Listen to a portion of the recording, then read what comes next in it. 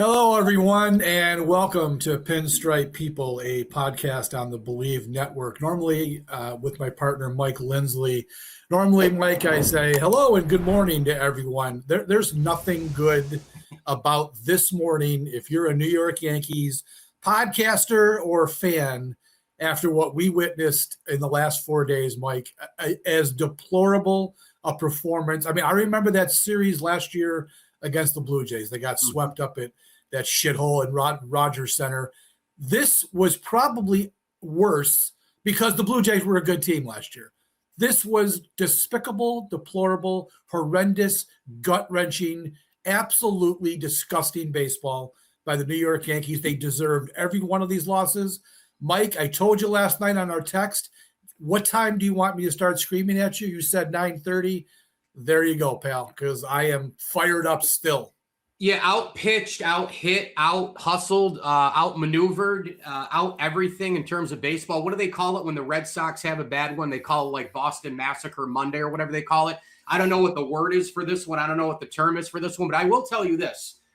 The first three games of the series, I know the fourth game is probably the highlight one because it's at least the most recent in the whole Sonny Gray story and the comeback, and then they lost, which I kind of had a feeling Sonny Gray is no-hitting the Yankees. And I'm like, if he gets out of the game, Boston's going to be dumb enough to pull him. They did. Yankees come back to the point where when the tie happened, I said, now it's time for the Yankees to give it back because there's no way that they're going to win one game here, right, with how they played. The first three games especially, though, and I give great credit for dominating the Yankee lineup, which is still pathetic, as I told you. Right. Yep. Sal, it looked like the Yankees showed up like they thought they were the 98 Yankees and they were just going to walk all over this team. And dude, it doesn't work like that, people. I mean, you can be pro athletes, you can be at the youth level. This is a learning experience one more time for people out there who are growing in any sport, whether you're 10 playing baseball, football, youth sports, soccer, whatever. Like, you take a day off, you're going to lose. You know, you can lose against anybody on any given Sunday, on any given Wednesday, on any given Saturday. And when you come back on a guy when they were no-hitting you, you can lose whenever the other team plays their you-know-what off.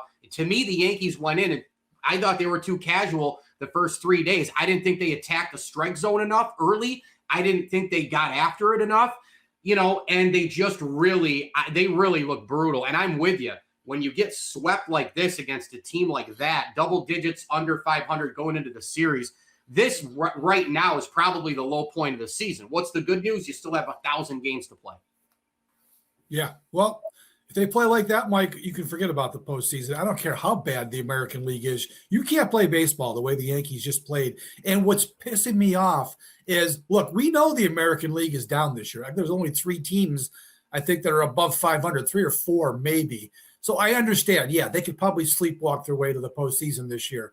But, Mike, they're in a stretch right now where they were playing 3 shitty teams. Yeah. Right? The Reds, the Tigers, and the Red Sox. All teams in 4th place or last place in their division. They're 3-7 in those games. Now they got the Tigers coming up Monday, going after them again.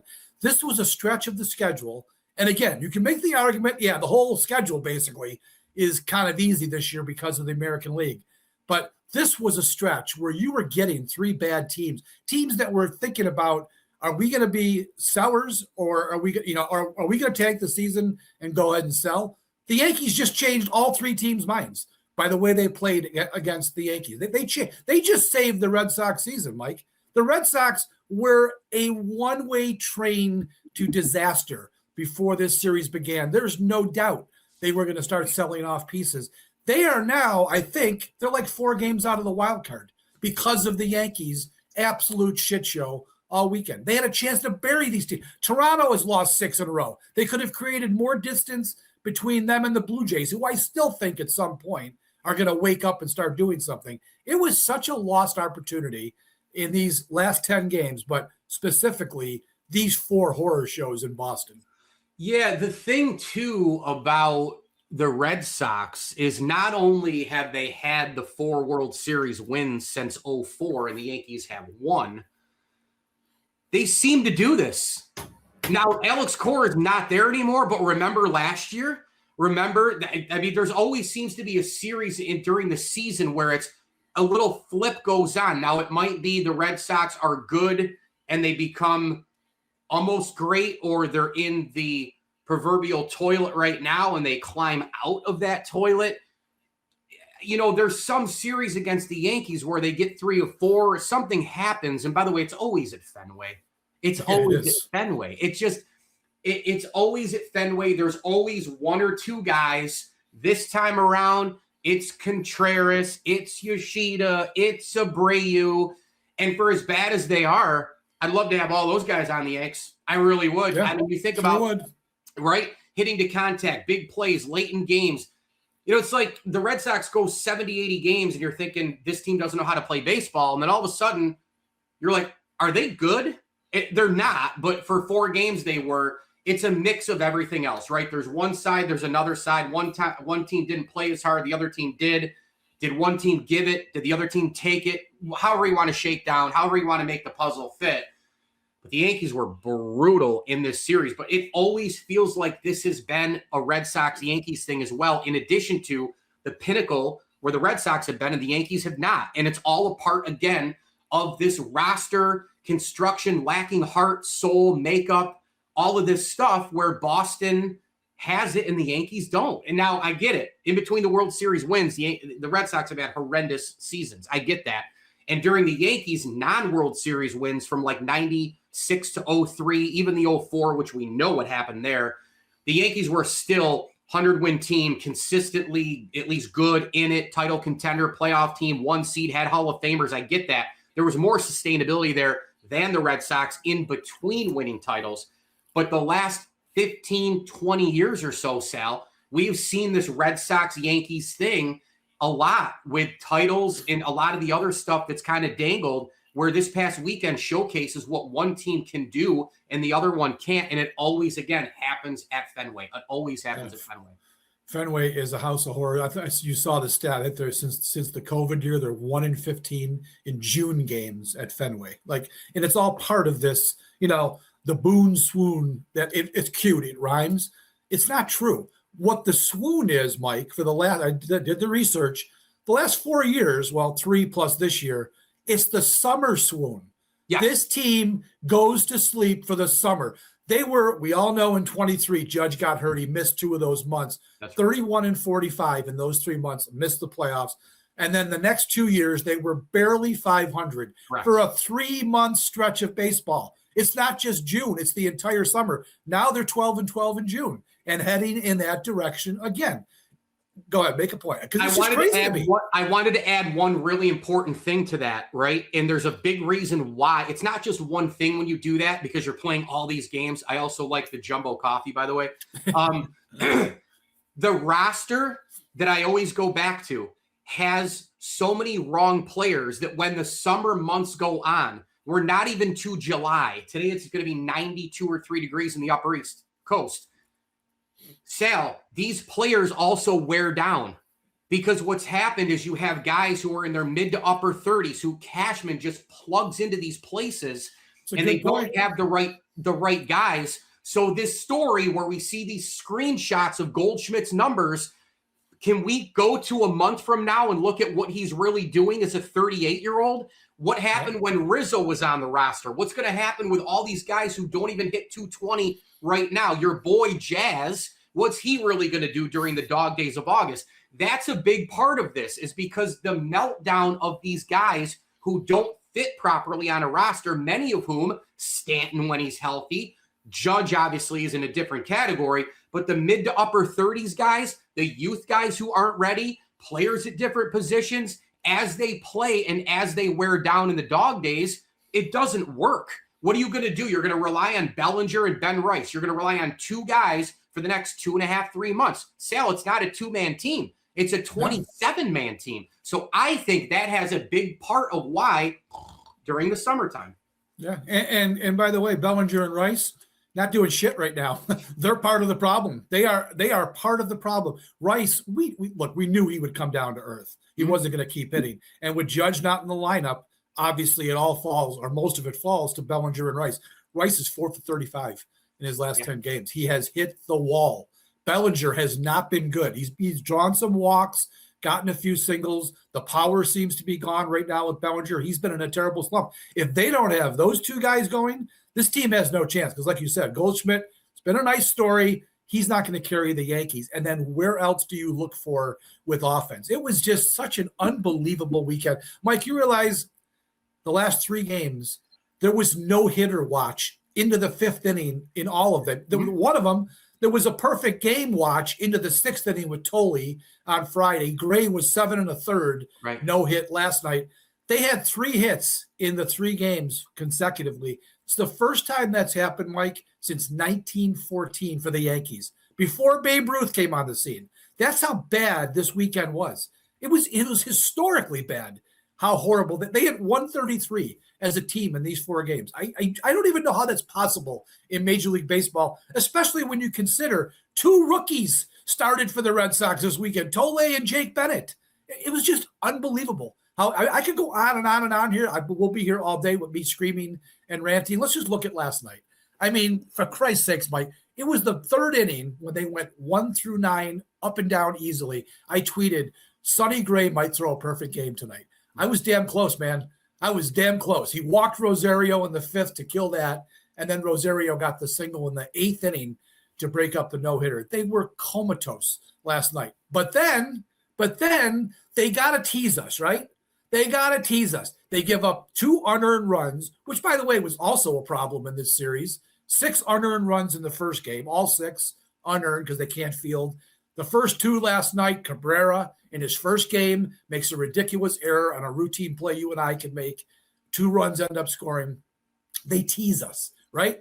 That dipshit Chapman comes in. And now we remember what it was like when Chapman was on the team.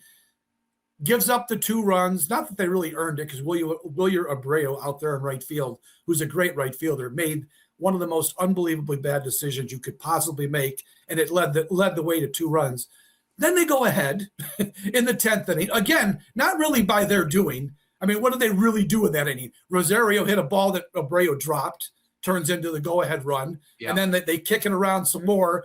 Wells with the check swing that turns out to be on the contact play. Incredibly, they scored a run there. Now they're up 4-2. And Mike, I'm sitting there watching the game, and I'm like, I'm starting to write the lead to the newsletter. And I'm like, you know what?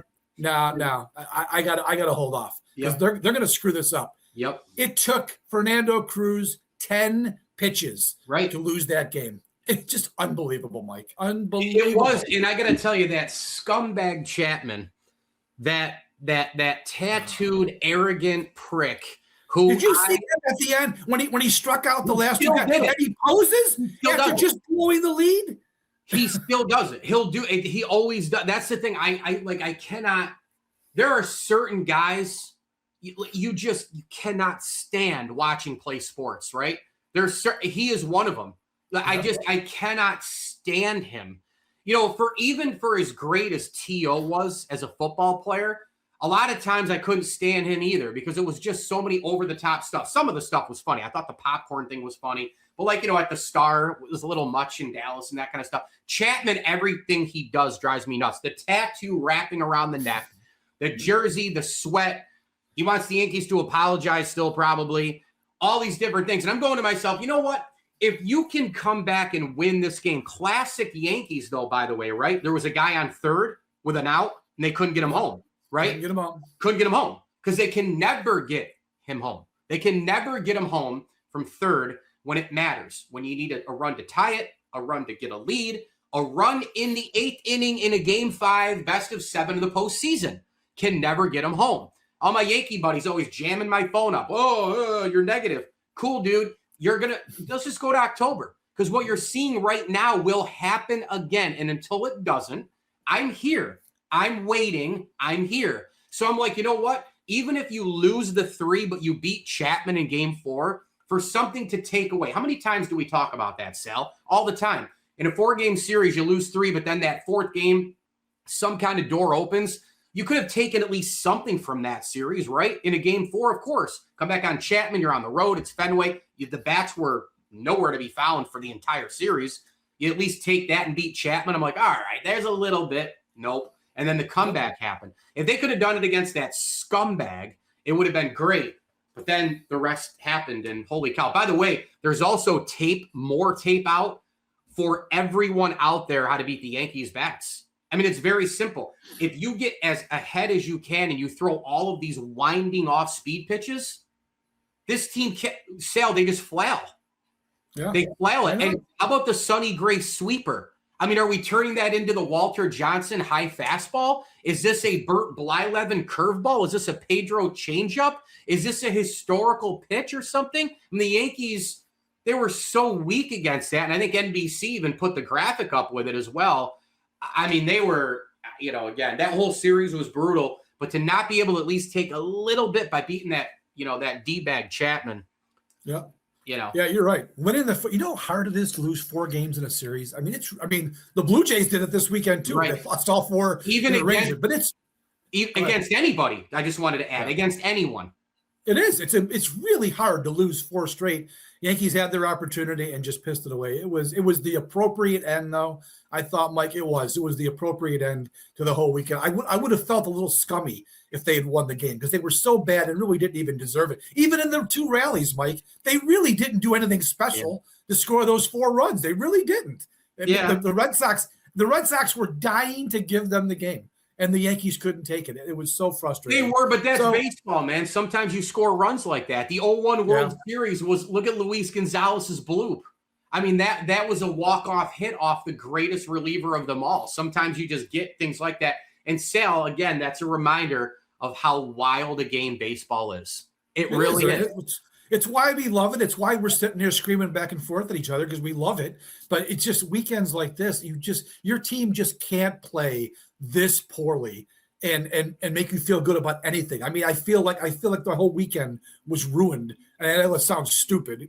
Especially me being a professional sports writer, I should never be affected like this. But this is the only team that I root for. I have no connection to the Yankees as a professional. It's the only team that I root for, and it just drives me friggin' nuts. And I fully understand why Bills fans lose their shit when the team plays badly and lose. I mean, I'm living it with the Yankees. So let's go back to Thursday. Let's kind of recap this ridiculous series. Schlittler was not good. I got a little pushback on that, Mike, when I put that out. Yeah, 6 unearned. Well, four of the runs against him unearned. Yeah, the Rosario error. First of all, the Rosario error, okay, it's 112 mile an hour ground ball. Yeah, of course. So bad pitch by Schlittler. Now, should he have knocked it down and gotten it out somewhere? It went right through his legs. I get it. But I'm not going to kill him like most people did. That was a rocket. Imagine you're at third base. Oh. It's one thing to hit it at shortstop, but at third base. So, look, Schlittler allowed 8 base runners in that game. I didn't think he was very good at all. He struck out 9. He was in and out. He was in 3 jams in the first 4 innings. Got out of all of them without giving up a run. Good on him. But don't tell me that Cam Schlittler pitched well that night. I don't care that his ERA actually went down. He didn't have a good night, and it almost felt like, Mike, that was the tone setter. Like they got to Schlittler, and you're thinking, shit, man, that's not good. Yeah, up on the mindset thing, right? We talk about that, the first moment of a series, the first delivery of confidence, right? The first delivery of anything where you can take the momentum, where the tug of war starts, especially 4-game series with the rivalry and all the stuff, right? And is Boston going to save some kind of a season? And the Yankees, well, we found out later on what happened. And Schlittler is a great pitcher, and I think if he can stay healthy, he'll be obviously elite for a long time. But again, I just, with baseball, I go through a lot more of, and maybe it's because I care less, because I just don't, I mean, there is a little bit of love still there, and I'll probably recapture it a lot more in about 3 weeks, but it's more historical because I'll be in Cooperstown. Yeah. I don't love the game like I used to. I don't think it's as good. We've talked about it a bunch of times. That's not the place for me to get into it here. There is still plenty of love for it, but I'm more of, especially because I do more now where, like, both of us do tons of Bill Saber stuff, but with the 162 part, I just kind of go, a lot more. I never did this when I was younger. And I think maybe it was because I took games a lot more seriously when guys like Derek Jeter were playing, when guys like Mo, because they did. Yeah. They every day was going out and winning the game because I mean, one game pissed Jeter off like crazy. I don't think it pisses Jazz Chisholm off. I don't think so either. I don't think it pisses any of these guys off. So, but also putting that to the side, that's one part of it. The other part of it is there is a lot of truth to 162. We've seen the Diamondbacks. I understand that. I get your point on that, but I'm one of these every game counts guys. And I say that religiously all the time. And look what happened last year. Every game counts, and they ended up losing to the Blue Jays on a tiebreaker, and they had to go to Toronto and play that series or have them have the home. To me, every game matters, Mike, and I understand your sentiment. And believe me, I'm on an island with this because with the 162, most people are just sloughing this off as no big deal. It's 4 games. I'm not doing that. 162. But you're saying that you can't live and die with every game like I do, I guess. But I just think that if every game didn't matter, then why the hell are they playing them? Just split it up. Give each team 60 wins and 60 losses and go play the other games in the middle to decide who wins the thing. That's why I feel that way.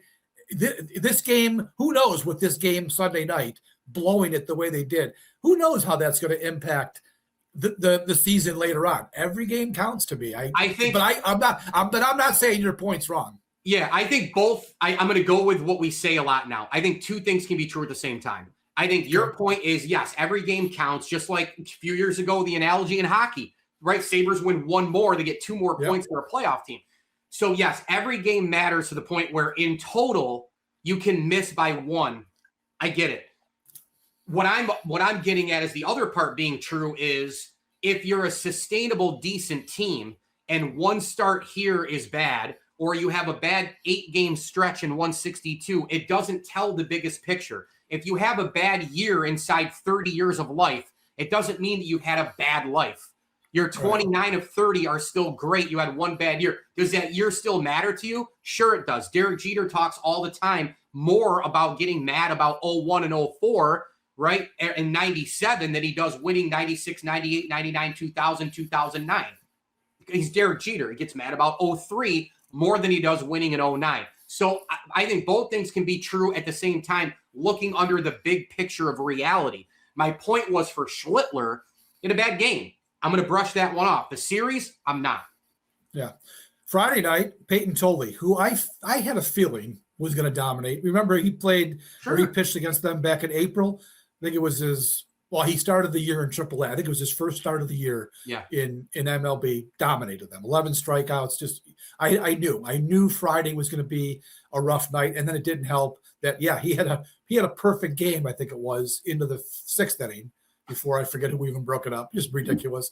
And it sure didn't help that Will Warren shit the bed. Yes. Will Warren was terrible. And I've been defending him really for the last couple of years. He took the ball every time out. Last year wasn't great, but he was a good 4 or 5 starter for them. You have to have those on your team. He was doing that for the most part this year too.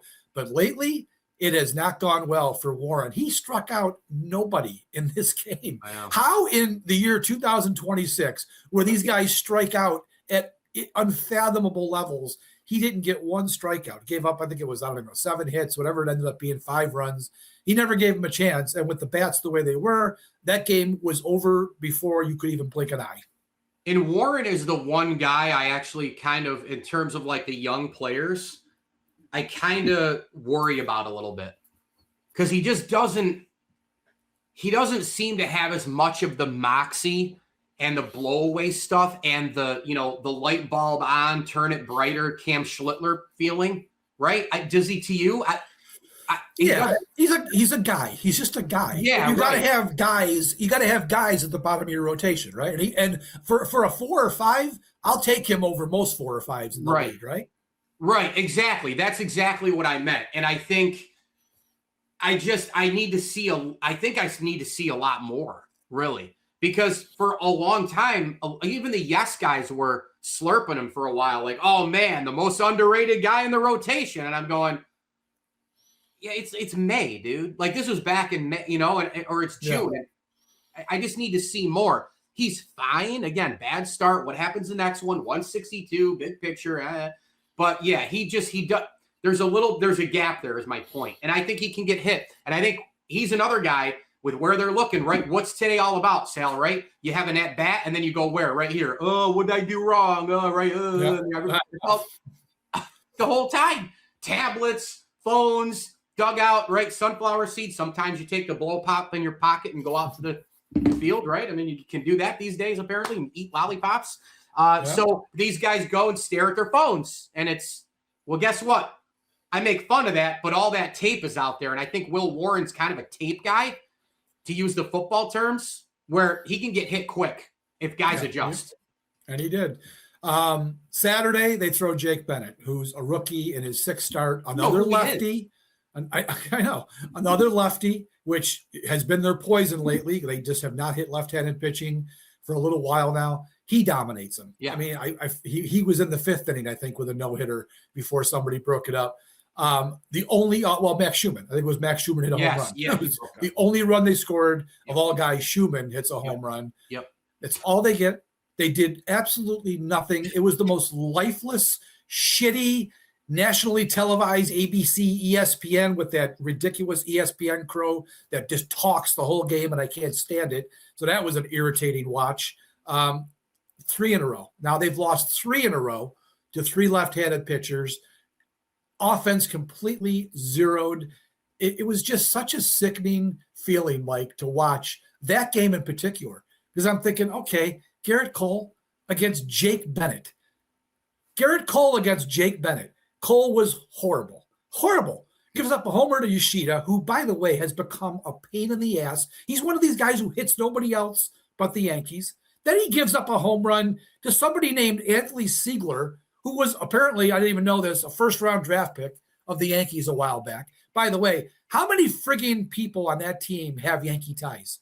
Like, their whole team is based in the Yankees, right? You could name 7 guys on that team. Siegler, Chapman, Green, Sonny Gray, Whitlock, Durbin, who killed them all weekend. It was ridiculous. So Gerrit Cole was terrible. Look, he's coming off the TJ. I understand it. I think that start that he got off to was really, really that had us going in the wrong direction, right? We thought, oh my God, look at this guy. He is back. No, he's not. He started well. His last few starts, like the last start was 9 hits, right? It was the most hits he'd given up at a start in like 4 years. Yep. And then he was bad. He was bad the other day, just laying it down the middle for Contreras on the 2-run double in the 3rd. Once they got to 4 runs, man, it was over. There was no chance they were winning that game either. 3 quickies. Number 1, that's why I would have waited for Gerrit Cole. He says he's ready. You're not going to tell Gerrit Cole anything because he's kind of like Mike Mussina, right? He's the smartest guy in the room. He's smarter than you are. You can't argue with the guy.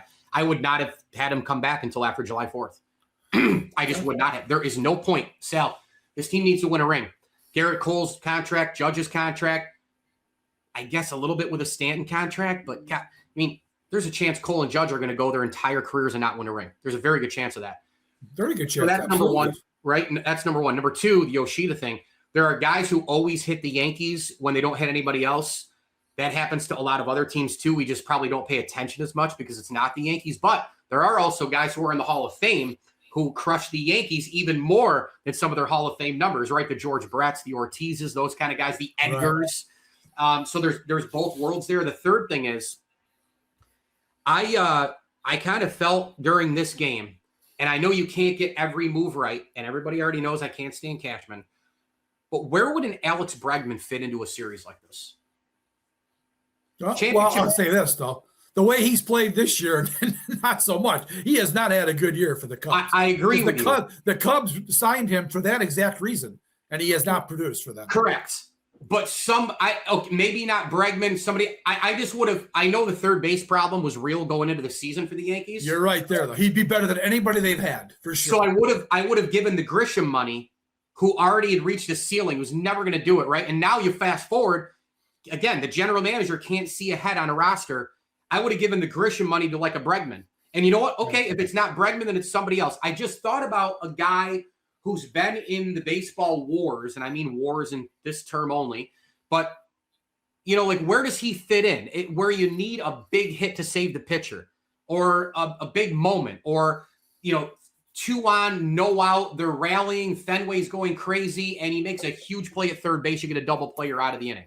Something like that, where one of those guys makes the play or has the hit or something in this complete clown show of a weekend. I just thought about that as well. Yeah, I mean, you're right. Bregman would be an upgrade over anybody they've had at third base. There's the lineups he's trotting out right now are just laughable, and I get it. They've got injuries. This team deals with every team deals with injuries, but the Yankees, as we know, they break down at such incredible rates. Sometimes they're missing so many guys. I get that's the problem, but man, the lineups that Bruin is trotting out are just laughable. They have a $330 million payroll. They've got a bunch of backups. They have a bunch of utility guys playing baseball for them right cash. Now. They got utility. They got resources, money. Put together if the Brewers had injuries this year, I know most of their lineups obviously intact. Right. By the way, can we start banging the drum for a little bit more of the Contreras MVP talk here? I know Ohtani will probably get it and he deserves it, but holy cow. But come on, man. This team has so many resources. If you put together more in the off season, you can offset more as 162 grind goes on. He doesn't do that. He doesn't. Giancarlo Stanton's always injured. You write it in.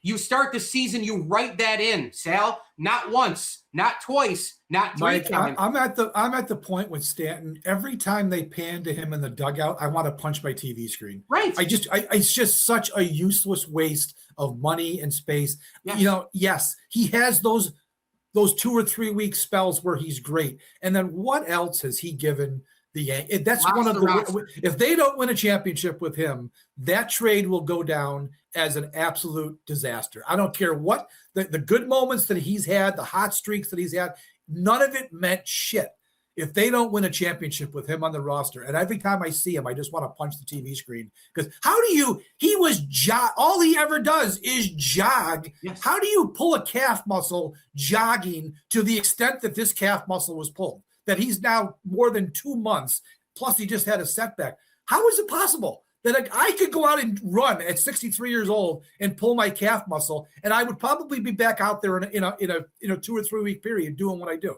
How is this guy so fragile?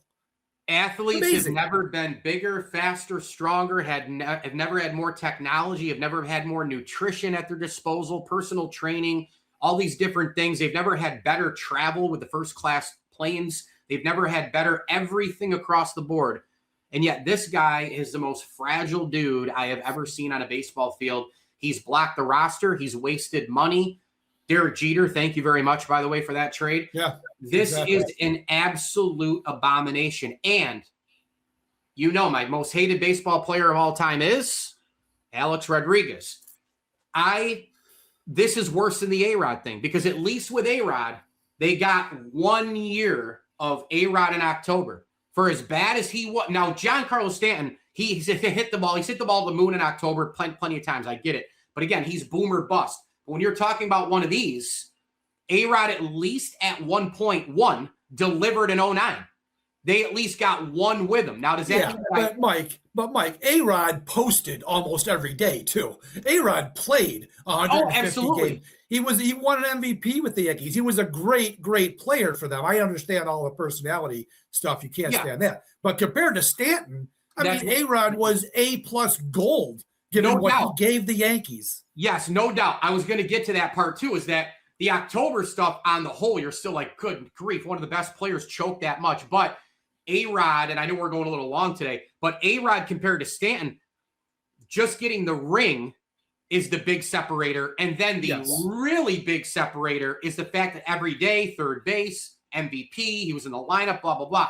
The drama, the BS, and all the rest of it. Stanton will go down easily as a worse deal than A-Rod. I think that was possible because A-Rod, them getting A-Rod really, really, really, I think held them back for about 7 to 10 years. I think it cost Jeter and Mo at least one more ring, and it got started by homeboy, who's now manager of the Yankees, Aaron Boone, playing basketball. That's how that whole thing started. We're not going to dive into that deep, but you get my point. Stanton has blocked the roster for years and years and years, and he is the poster boy of the Brian Cashman medical teams year after year after year after year, never getting anything right. This guy is a complete and utter joke. Where's the hat a little up a little bit? He's got the big top pair. He can only DH. He can't play the field. This guy won an MVP, by the way. I know. Not with the Yankees, unfortunately. Yep. Yeah. All right, we're going to wrap it up here. I knew this was going to be a longer podcast because I had so much to get off my chest. Mike certainly did too. Look, Yankees fans, those of you who are still listening at this point, let's just hope that was the low point, because that was such a deplorable weekend of baseball. I can't imagine it gets worse. But as I said, we can only hope it doesn't, because if it does, man, oh man, it's going to be harder and harder to do these shows, Mike. Really, really. Although sometimes I guess it's even better when they lose, because we're more animated and pissed off. It's probably better when baseball's so whacked out, though, right? They'll probably go against they'll go against two great teams and win like 6 or 7, and then it's like, okay, because it's again 162 matters until it doesn't, and it doesn't until it does. How about that? It does. All right, folks, we're going to wrap it up. We want to thank the folks at FanDuel for sponsoring all of the Believe Network podcasts. I just looked at the odds again. Yeah, the Yankees are still the second betting favorite to win the World Series. Of course, that's based on the American League being down. But I got to believe right now the Yankees are one of those down teams, Mike. They're part of that malaise in the American League, given the way they've played the last week and a half. But they are still, according to FanDuel, the second best betting odds to win the World Series. Not sure what that means, but I don't think I'm going to be putting any of my money, Mike, on the Yankees. I don't have any money. Yeah, so, me neither. I don't have any money. That's why we're doing this. I don't trying to make money. Do I have any? I went to the ATM because we had to get a new sand filter for the pool. So I had some leftover cash. This is the most money I've had. I mean, we don't have money anymore. We go credit cards now, right? Mostly nobody carries cash, but I don't have any money. If I had any money, it would just go to my kids. That's right. That's where it should go. All right, folks, we're going to wrap it up. I want to thank you for being here. Again, this has been Pinstripe People, sponsored by FanDuel on the Believe Network. Yankees and Tigers for a 3-game set starting Monday night at Yankee Stadium, and I'm not sure what to think, but I know one thing: the Yankees have got to get back on the horse and get this thing turned around, because they are in desperate need of a win. Have a great day, everybody, and we'll talk to you after the Tiger series.